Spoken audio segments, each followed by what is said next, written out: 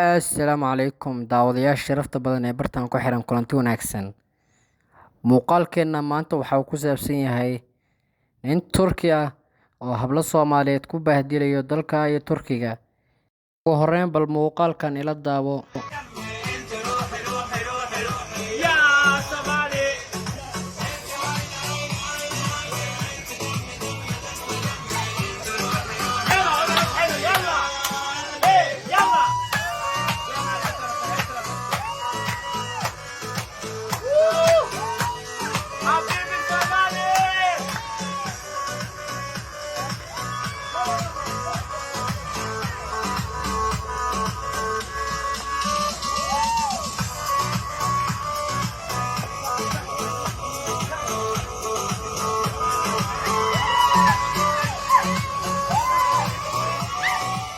Gabadhani sharafta badan ee Soomaaliyeed ayaa waxaa sharafteeda hoos u dhigay kadib markii muuqaalkii aad soo daawatay uu baraha bulshada qabsaday, kaasi oo nin Turki ah ay ugu jaasayso qoobka ciyaar cajiib ahna ay u soo bandhigayso, taasi oo ay ka caroodeen dhammaan bulshooyinka Soomaaliyeed kuwooda kala duwan.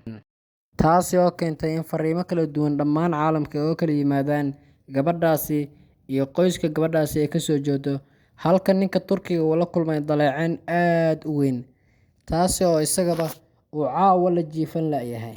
Daawade adigaba hadda ma ka mid tahay dadka muuqaalkan uu soo gaaray ee damiirkooda waxa u dhimay, mise waxaad ku jirtaa dadka iminka muuqaalka aan aniga u soo gudbiyey, taasi oo aan filayo in walaalahooda Soomaaliyeed ee weli muuqaalkan dareen kale uusan gaarin ay u sii share garayni doonaan.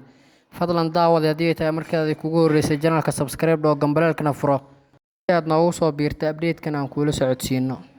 Daawade ugu dambeyn adiga haddii aad la kulmi lahayd ninkan Suuriyaanka qaxootiga Turkiga ku ah, maxaad ku ciqaabi lahayd ama maxaad ku samayn lahayd si uu u daayo sharaf dhaca uu ku hayo dumarka Soomaaliyeed ee sharafta leh?